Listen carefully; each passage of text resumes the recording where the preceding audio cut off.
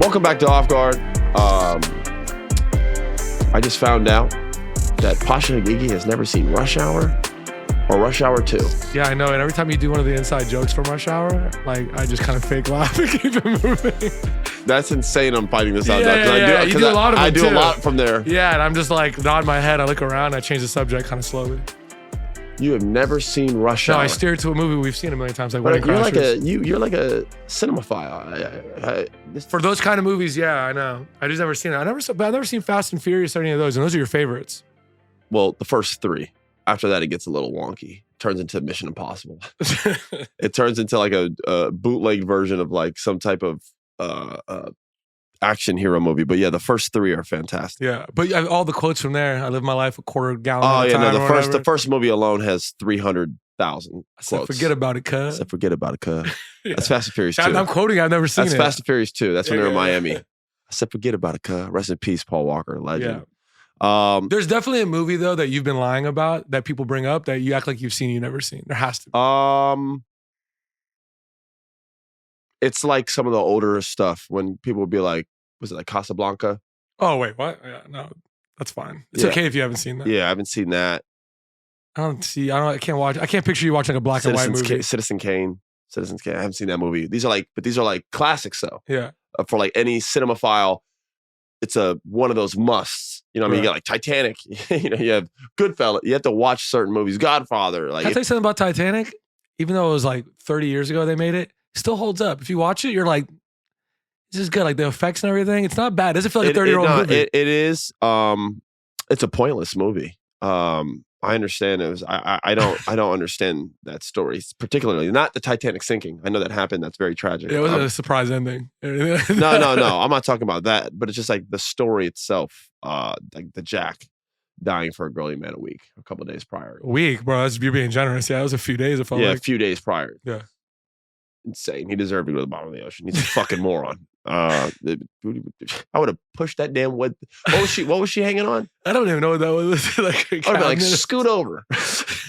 Scoot. Or at least take turns, right? You go in a little bit, I go in. Like do a little 50-50. Why are you, if y'all are in love so bad, why don't y'all just live happily ever after? I don't understand what's going on. Yeah. It's all good. Anyways, to more important news. NBA playoffs obviously full effect. Wow. Starting 5, Fox 5, Lakers in 5. We weren't wrong. Listen, let me tell you something. This series was very poetic. I actually listed out a bunch of reasons why it was. I mean, you used the word poetic, but it just made a lot of sense. For one, I'm going to start off with Ant and Rudy Gobert getting some revenge on Luka right after last year. Luka embarrassing Rudy, Ant running out of gas in the playoffs last year. Then being able to beat Luka this year, I think that's a good story that we could all relate to, right? For sure. And sets up a possible, because we don't know yet with the Houston Warriors series, it sets up a possible I don't even know the word I'm looking for, but it's going to be a battle nonetheless. If the Warriors, from a trash talking standpoint, first off, Anthony Edwards has already been on record saying he wants to play the Warriors. He thinks Draymond talks too much trash. It's coming, brother. You know what I mean? Like if they beat this Rockets team, by the way, which isn't a gimme, the Rockets are still alive, still well, and have more depth, more youth, more in their legs, I would argue, than this older Warriors team. I do believe the Warriors are going to close out at home. But if you lose this game, you're in trouble. Yeah. Would I count them out? No, because I've seen Steph just like go into people's place and take their heart. I think people thought they were going to lose to the Kings in the play-in. They thought they were going to lose to this team or whatever, and they just somehow figure it out. But we'll see. But to your point, this has to be a huge confidence booster for Minnesota. It's a team that's struggled all year long to be consistent. All right, they had a really slow start.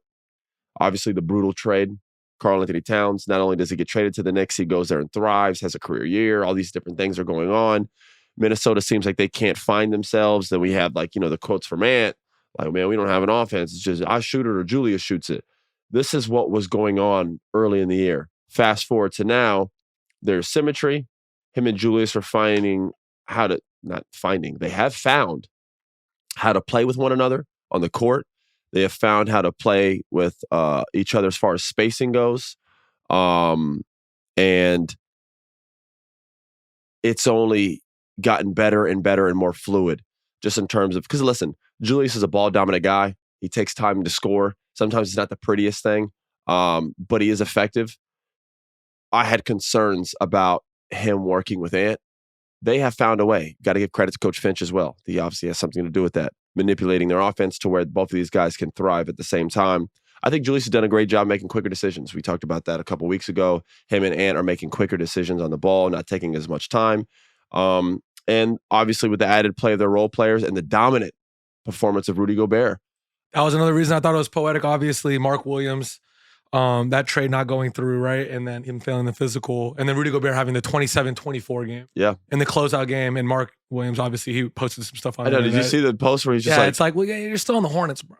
Like, and I well, don't think. Well, my relax. thing is, I understand you feel away, but he is still on the Hornets, yes. Yeah. And it's like, you failed the physical. Right. If you didn't fail the physical, they traded for you. They wanted you. Yeah. I don't know why you're mad at the Lakers. They wanted you, Mark. Now, he went to go play after that and seemed fine, but the physical did fail for whatever reason. Okay.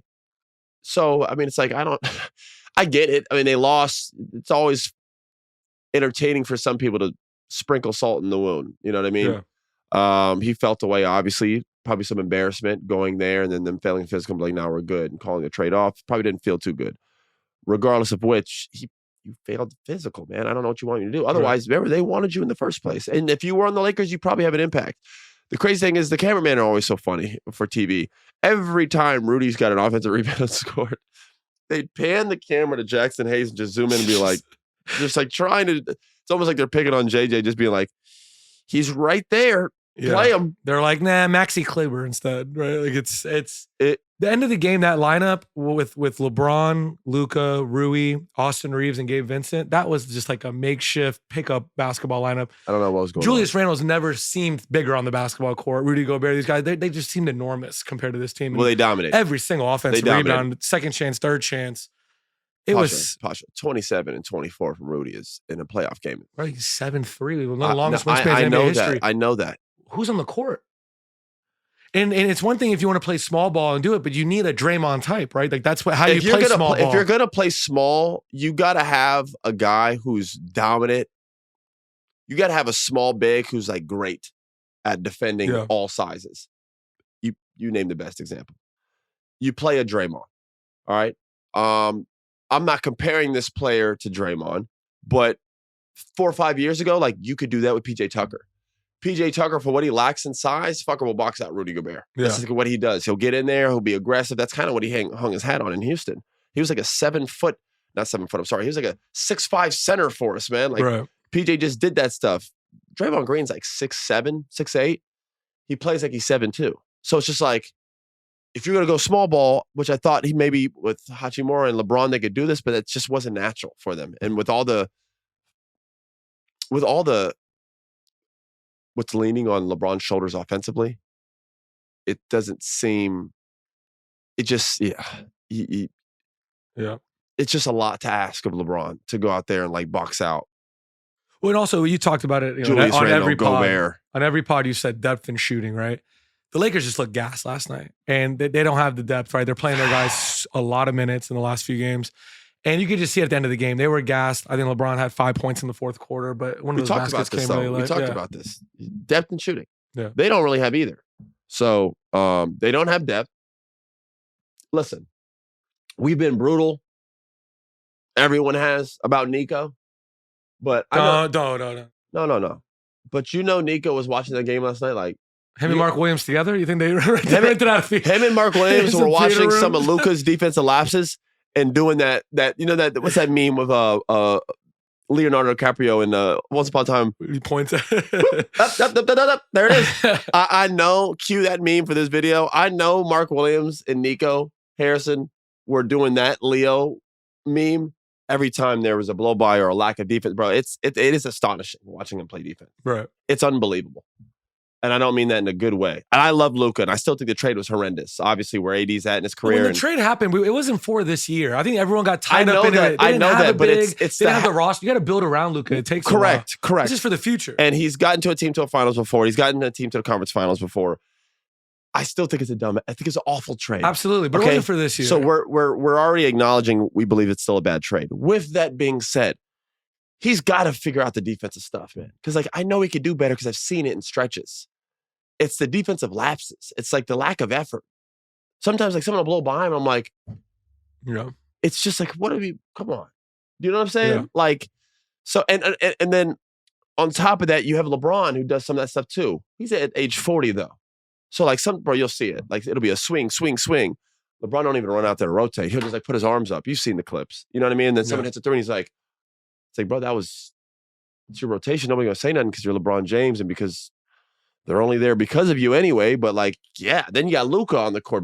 It's like, bro, they're defensively. Then they have no big. But I think, don't you feel like this summer it could be a really easy team to build around? Just sure. obviously getting the big, getting some 3-and-D guys. For sure. Yeah. And I think they know that. Yeah. I think it'd actually be really easy. If you look at LeBron's personality throughout the series, it's just like they look like they're just playing for fun. Yeah. They lost. He was like dapping everybody up. Like, all right, I'm out. There's also a lot he's done everything he could possibly do in the game. I really do think LeBron, we talked about it before this pod started. I think people overanalyze LeBron's years as of right now. They're putting too much stock and weight into what he does now. My man is 40 plus years old and have been in the league for 20 plus years. He's probably going to end up being on an all NBA team at 40 something years old. What is he, 40? Yeah, he's 40. 40 years old, he's going to be on an all NBA team. Close the book. I'm not saying for his career. I'm talking about for the season. If you're judging LeBron's legacy or anything on what he's doing in year 22, and other players don't even get to this really ever, or if they do, they can't move. No, ever. They don't ever. This is insane. That's to think that anything he does this year could hurt his legacy. When it's just so shocking to me. I think a lot of people are doing that on the internet right now. But that's just he's a product sometimes of his own greatness, and we are so used to him making these runs deep in the playoffs. We are so used to him being in the hunt for the finals. We are so used to him dominating like he has been this whole year. LeBron's been dominant. He even dominated in this playoff series. His team's not good enough, and he's not 32. He's not going to close the game. He's not in Detroit again. He's not going to score the last 24 points. Do you understand what I'm saying? Of course. So people see that and be like, LeBron era again. He lost. We're not counting these past 4 or 5 years, folks. Seriously. I'm like, right. Enough of like how does this affect LeBron's legacy? Jordan would have never. You're right, Jordan would have never. He was on a fucking golf course at 40 years old doing something. Or when he did play with the Wizards, they weren't competing for a championship. Respectfully. Stop there's nothing that LeBron can do right now that can hurt his legacy. He can only, in terms of on the basketball court, he can only enhance and help it. That doesn't mean he gets to play without ridicule. That doesn't mean he gets to play without critique. But we are not going to take that critique and add it to his legacy like what he does in year 22 or 23 impacts. Come on, guys. So in the last year, like this shit is silly. In the last year, he was the flag bearer for USA in the Olympics, won MVP for the Olympics, brought us gold, put the team on his back a few times.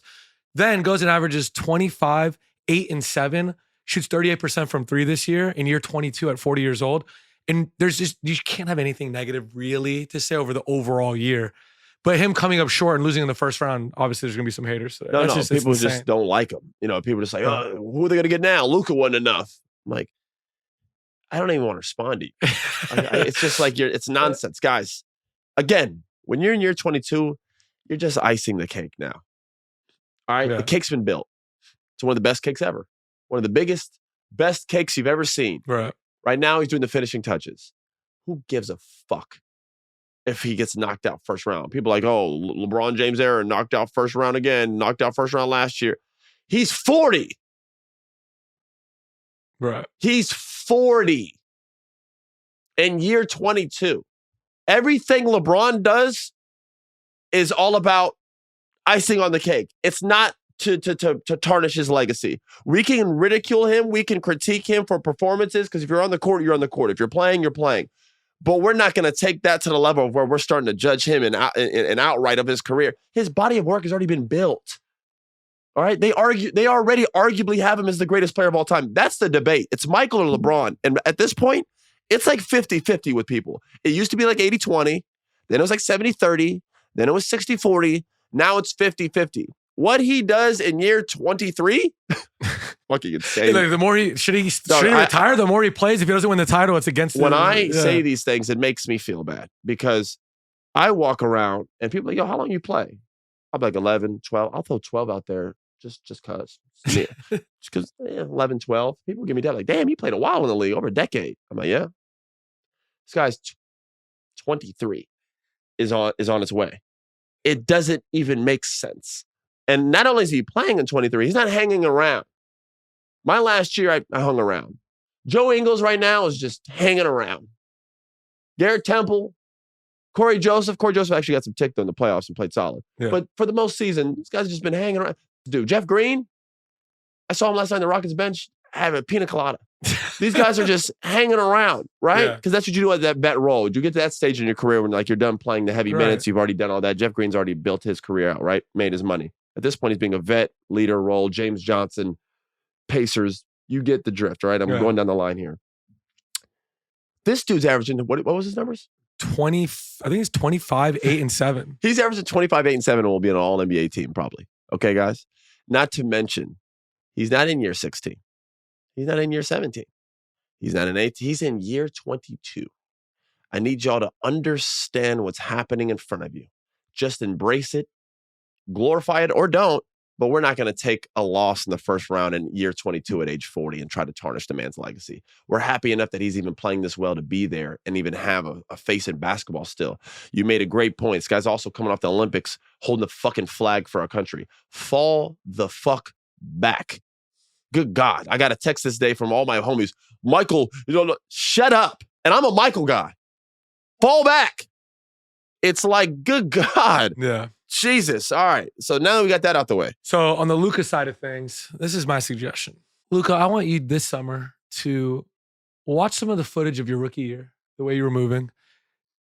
Listen to some of Nico Harrison's comments about you since he's traded you. Get back into, I want him to get back into like top 3. You want chip on your shoulder, Luka. I want a crazy. And I'm glad you pointed that out because I couldn't agree with you anymore. Yeah. I want like a completely different. Yeah. So here's my challenge to Luka, since you've already teed it off, Pausha. I need you to get in the best shape you've ever been. Enough's enough.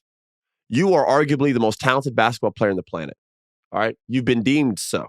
We've seen you take over series and make other stars look little. I used to hold, and I still do, but like Devin Booker, some of these guys, even Anthony Edwards last year, some of these guys, we hold at this high regard. I've seen Luka level up to a place where those guys can never go. And then you're just like, well, I'm going to exclude Ant. But like even when he went against Devin, you're just like, holy shit, Luka's really that guy. I've seen him do that to stars. So we know the type of level of a player he can reach. We think he could be a 1A on every team in the league, top 2 or 3 player in the league. All right. When we talk about best players in the NBA, people put up Nikola. Right now they put Shea. And Luka, you're the guy that a lot of times people put in that conversation. You're third, man. Yeah. All right. The issues surrounding you are things that top 3 players don't have issues with. We don't ever question Nikola's stamina. We don't ever question Shea's stamina. Nikola is a guy that people have picked on defensively for a while. He's only gotten better and better. He's only gotten better from this guy's already won MVPs and he's gotten better from his MVP years. So Luka, who's someone who hasn't won an MVP, is a guy that we still put in the top 5 conversation of the NBA. I got to see you get the best version of yourself, man. And you know why? You owe it to yourself. You're too good. You're too fucking talented. And I know as a human being, human to human, player to player, you hear this shit that's being said, whether it's by the owner of the Mavs now, they've had comments. Obviously, Nico's made comments. People on TV have laid into you. I saw Brian Windhorst last year after the finals when you guys got smacked by the Celtics. He went on a whole rant about how I don't know if it's possible to win with Luka playing this type of defense. It was one of the worst defense. Remember he said all this stuff. Yeah. Bro, it's been a constant topic of conversation. Your effort on defense and your stamina. These are things that like you can work on. Half of defense is trying hard. And then you have the other half for guys who are actually skilled and can read defense offenses and actually have like, intuition. Like there's a meantime, there's guys like that who can really play elite defense. All right. We know that's not what Luka is, and he'll never be that. That's not what he gets paid max money to do. You are an offensive dominant player. Do your thing. Defense, you just can't be a liability. You got to figure out a way to just to be average. If you could just be an average defender, Luka, you don't need to be a good one. Would you say James Harden's an average defender? Yes. And he has great hands. Yeah. And really good post defense, too. Not to mention about James. No, he really is. Yeah. He's a very good post defender, very underrated.